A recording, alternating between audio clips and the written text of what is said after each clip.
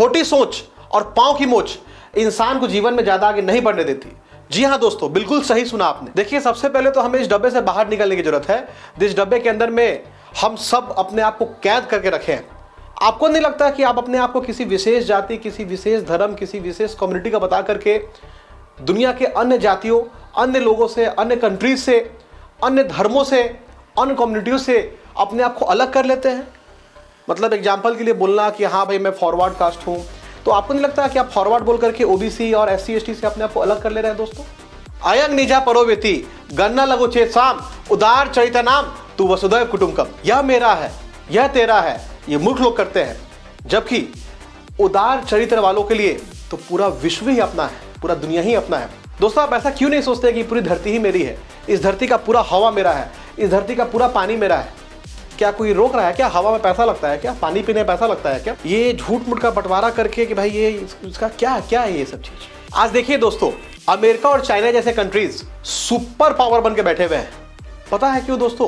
क्योंकि ये लोग छोटे मोटे चीज में अपने आप को नहीं फंसा के रखते हैं, ये लोग बड़ा सोचते हैं, ये लोग छोटे मोटे चीजों से अपना कंपेयर नहीं करते। देखिए, हॉलीवुड की मूवी से ही आपको एक छोटा सा एग्जांपल लेके सीख लेना चाहिए। हॉलीवुड मूवीज में ही ये लोग अपना विलेन जो है मानव जाति तक को नहीं रखते हैं। जी हाँ दोस्तों, अगर इनको दुश्मन ही बनाना है तो वो दूसरे ग्रह के एलियंस को बनाते हैं, वैम्पायर्स को बनाते हैं, ड्रैगन्स को बनाते हैं, राक्षस को बनाते हैं। दोस्तों, ये सब अपने से किसको अमेरिका अपने आप को सबसे सुपीरियर मानता है, वो किस छोटे मोटे कंट्री से लड़ाई करेगा?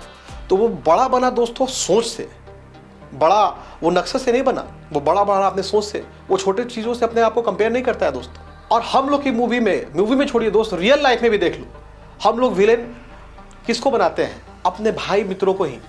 आपस में ही हम लोग जाति और धर्म के नाम पे लड़ाई करते हैं दोस्तों। लड़ाई छोड़िए, हत्या तक कर देते हैं दोस्तों। कितनी छोटी चीज, भगवान तो एक है, हम इंसान ने उसे विभाजित कर दिया। चलिए, तो मैं आपसे एक सवाल पूछता हूं, मेरे सवाल का जवाब दीजिए।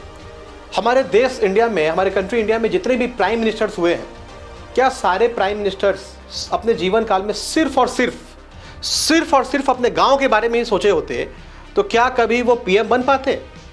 नहीं ना। बहुत से बहुत क्या होता? नहीं बताइए, बहुत से बहुत क्या होता? अपने गांव के मुखिया बन जाते। बड़ी सोच। तो दोस्तों, सबसे पहले तो बड़ी सोच एडॉप्ट करने की जरूरत है। थिंक बिग, छोटा ना सोचे कभी जिंदगी में। खैर चलिए, ये सब तो मैंने आपको इसलिए बता दिया क्योंकि मेरा पर्सनल व्यक्तिगत सोच ऐसा नहीं है। मैं किसी भी इंसान को इस चीज से जजमेंट नहीं करता कि वो किस जाति, किस धर्म और उसका जन्मभूमि क्या है, कहाँ का है। मैं उसके जाति, धर्म और जन्मभूमि से उसका जजमेंट नहीं करता। लेकिन मैं दोस्तों आपको यहाँ पे आके इसलिए बता रहा हूँ क्योंकि मेरे साथ ऐसा हुआ। मैं जब बचपन में पढ़ाई करने बाहर गया तो मेरे साथ ऐसा हुआ, जब मैं हॉस्टलों में रूम लेने जाता था, पता चलता था भाई बिहार से हो, तो सुनने को मिलता था एक बिहारी 100 बीमारी। तो दोस्तों, मुझे बड़ा आश्चर्य होता था, बड़ा दुख होता था कि भाई ऐसा क्यों बोल रहे हैं ये लोग यार। तो दोस्तों, जब मैंने बिहार पे स्टडी किया तो इसका अंजाम चौंकाने वाला था, जो कि एक बार आप लोगों को भी जानना चाहिए। जी हाँ दोस्तों, देखिए किस फील्ड की बात करेंगे आप। अगर बात डायनेस्टी की जाए तो देश का अभी तक का सबसे बड़ा डायनेस्टी मौर्य एम्पायर। जी हाँ दोस्तों, मौर्य एम्पायर, जिसको आचार्य चाणक्य, चंद्रगुप्त मौर्य और चंद्रगुप्त मौर्य के पोते सम्राट अशोक ने विस्तारित किया था। माय डियर फ्रेंड्स, सम्राट अशोक के शासनकाल में भारत का मैप इतना बड़ा था कि शायद इतिहास में, छोड़ दीजिए इतिहास में तो उससे बड़ा तो था ही नहीं, शायद भविष्य में भी पता नहीं हम लोग उतना बड़ा भारत का मैप देख भी पाए या नहीं। दोस्तों, आपको जान के आश्चर्य होगा कि वर्तमान समय में नेपाल, अफगानिस्तान, बांग्लादेश, पाकिस्तान, ये सारे कंट्रीज उस टाइम में मौर्य एम्पायर में सब जो है भारत के अंतर्गत था। और उसका कैपिटल था हमारे बिहार का राजधानी पाटलिपुत्र, जो पटना के नाम से आज जाना जाता है दोस्तों। वो था इंडिया के सबसे बिगेस्ट मैप का राजधानी।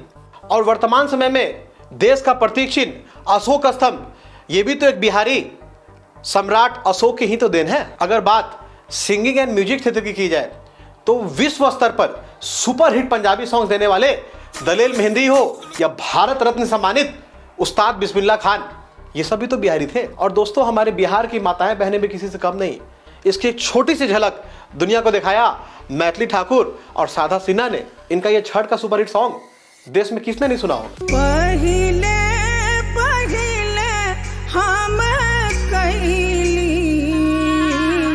छठी मैया बरत तोहार, छठी मैया बरत तोहार।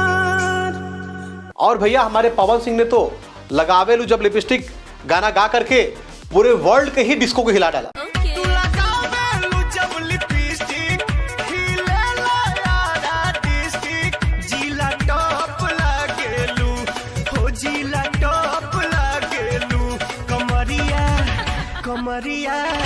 कमरिया करेला पालप लॉलीपॉप लागे। और भैया अगर बात बॉलीवुड की करे तो इसमें भी हमारा बिहार कहीं किसी से कम नहीं। बॉलीवुड के एक पर एक सुपरस्टार, चाहे वो सुशांत सिंह राजपूत हो या मनोज तिवारी, पंकज त्रिपाठी हो या आर माधवन, चाहे वो मनोज बाजपेयी हो या गुरमीत चौधरी या शत्रुघ्न सिन्हा, भैया ये सभी तो हमारे बिहार से ही थे। ये तो हो गई एक्टर्स की बात। और अगर बात एक्ट्रेस की करे तो भैया इसमें भी हमारा बिहार कहीं किसी से कम नहीं, चाहे वो बॉलीवुड की एक्ट्रेस नेहा शर्मा हो या सोनाक्षी सिन्हा।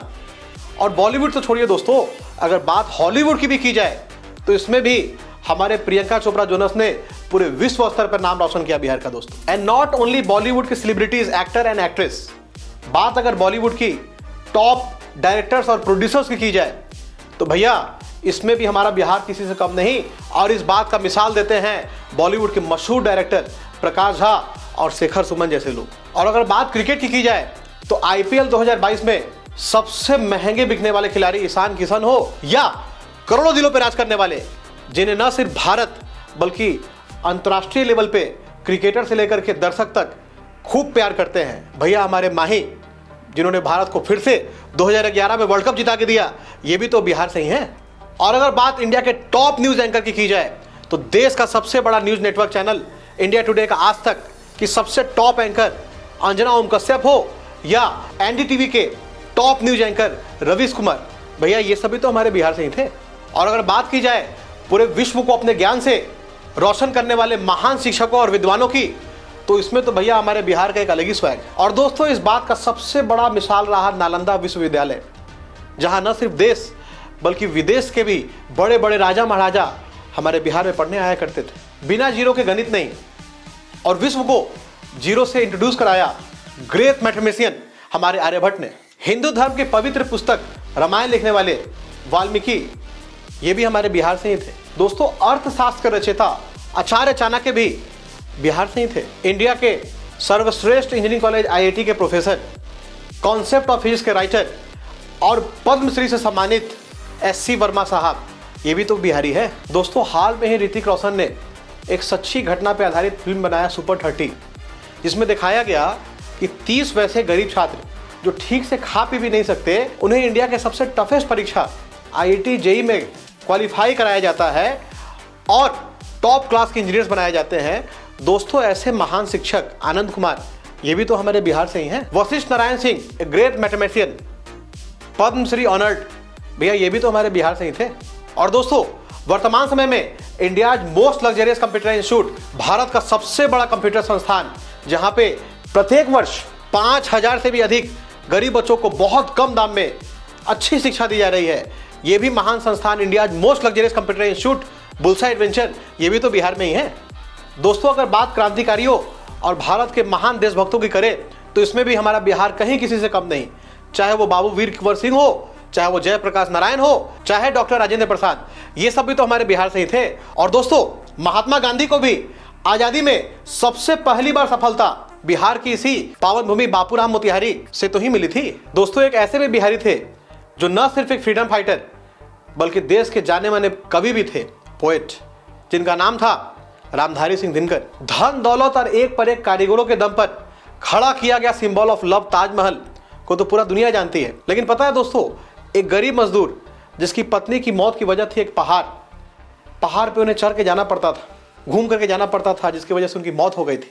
पता है दोस्तों, बिना पैसे, बिना लेबर के फौज, अकेले ही उस एक गरीब मजदूर ने ठान लिया और अपने पत्नी के मौत का बदला लेने के लिए पूरे के पूरे चट्टान को तोड़ डाला। दोस्तों आज की इस फ्रॉड के जमाने में एक सच्चा प्रेमी, द ग्रेट माउंटेन मैन, जिन्हें हम दशरथ माझी के नाम से जानते हैं, भैया ये भी तो हमारे बिहार से थे। इंसान तो इंसान, भगवान ने भी अपना जन्म लेने के लिए बिहार के ही इस पावन मिट्टी को चुना, चाहे वो बौद्ध धर्म के जन्मदाता गौतम बुद्ध हो या जैन धर्म के जन्मदाता महावीर हो या सिखों के गुरु गोविंद सिंह हो या हिंदुओं के देवी माँ सीता, इन सभी ने जन्म लेने के लिए बिहार की ही इस पावन भूमि को चुना। छोड़िए दोस्तों, फील्ड तो बहुत है अब एक एक करके हर फील्ड पे बोलना शुरू करूंगा तो पता चलेगा कि पूरे दिन आप ग्रेट बिहारीज की ही दास्तान सुनते रह गए। स्टार्टअप का जमाना है, तो जाते जाते स्टार्टअप की बात करता हूं। मोबाइल फोन की दुनिया में एक बड़ा नाम है मोटरोला, और आपको जान के ये सरप्राइज नहीं होना चाहिए कि अमेरिकन मल्टीनेशनल कंपनी मोटरोला के सीईओ संजय झा भी एक बिहारी ही है। इतना ही नहीं, India largest mining and non ferrous company Vedanta resource limited, जो कि इंटरनेशनल लेवल पे बहुत बड़ा काम कर रही है, उसके भी founder and chairman Anil Agarwal, दोस्तों ये भी तो हमारे बिहार से ही हैं। और दोस्तों जीवन में कभी ना कभी रेलवे स्टेशन में या मेट्रो स्टेशन में आपने सुलभ शौचालय का तो प्रयोग किया ही होगा। तो मैं आपकी जानकारी के लिए बता दूं, India's most non profitable organisation Sulabh Shauchalaya के फाउंडर बिंदेश्वर पाठक, ये भी तो एक बिहारी हैं। दोस्तों एक महान लक्ष्य और सच्ची निष्ठा के साथ अगर आप भी अपने जीवन के गोल पे लग जाएंगे, मिशन में लग जाएंगे, तो आपको भी इस लिस्ट में सम्मिलित होने से कोई नहीं रोक सकता। मैं वचन देता हूं, चैनल पे नए हो तो सब्सक्राइब कर लो। जय हिंद, जय भारत।